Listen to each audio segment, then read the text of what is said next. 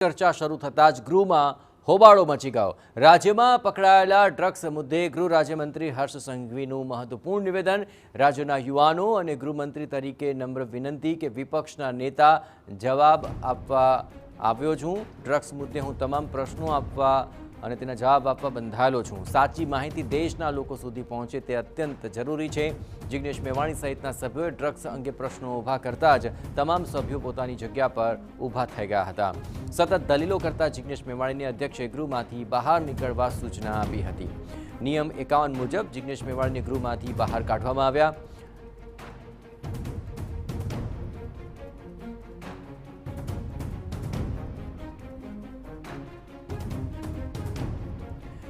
Drugs પર આ ચર્ચા શરૂ થઈ અને સાથે જ આ સમગ્ર મામલે વારંવાર જિગ્નેશ મેવાણીએ પ્રશ્નો ઉઠાવ્યા અને પોતાનો મુદ્દો મૂકતા રહ્યા અને તેને લઈને અધ્યક્ષે તેમને બહાર નીકળવાની સૂચના આપી દીધી।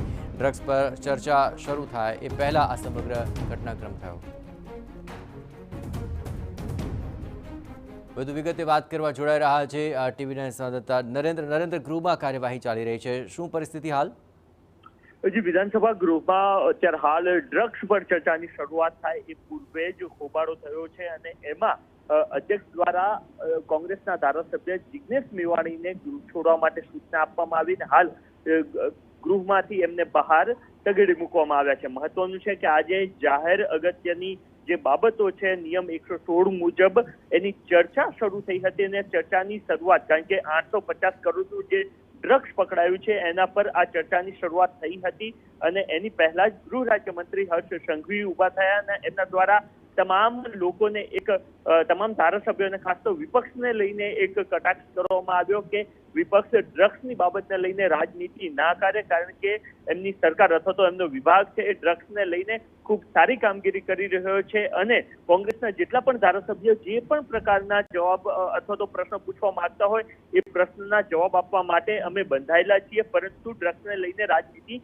ના થવી જોઈએ અને આ જ બાબતને લઈને તુરંત જ કોંગ્રેસના સભ્યો દ્વારા હોબાળો કરવામાં આવ્યો અને એમને કહ્યું કે પૂરતા પ્રશ્નો પૂછવાનો અવકાશ અપક્ષના ધારાસભ્યોને આપવામાં આવતો નથી અને રાજ્યમાં ડ્રગ્સ ખૂબ મોટા પ્રમાણમાં મળી રહ્યું છે અને આ જ બાબતને લઈને વારંવાર જે છે એ પ્રશ્નો કરતા અથવા તો હોબાળો મચાવવાના જે છે એ સામે આવ્યું હતું એના જ કારણે તમામ અપક્ષના ધારાસભ્યોને એમની જગ્યા પર બેસી જવા માટે સૂચના આપવામાં આવી હતી, પરંતુ જિગ્નેશ મેવાણી વારંવાર એ જ દલીલ કરી રહ્યા હતા કે ડ્રગ્સને લઈને કેવી રીતના યુવાધન બરબાદ થઈ રહ્યું છે અથવા તો વિપક્ષના સભ્યોને પોતાનો પ્રશ્ન પૂછવાનો અવકાશ નથી મળતો અને વારંવાર અધ્યક્ષ દ્વારા એમને કહેવામાં આવ્યું હતું કે તેઓ પોતાની જગ્યા પર બેસી જાય, આજે એમને પ્રશ્ન પૂછવાનો સમય મળશે, પરંતુ તેઓ માન્યા ન હતા। એના જ કારણે નિયમ 51 મુજબ એમને ગૃહમાંથી બહાર લઈ જવા માટેની સૂચના આપવામાં આવીને અત્યારે હાલની ગૃહની કામગીરીમાંથી જિગ્નેશ મેવાણીને બહાર કરી દેવાયા છે।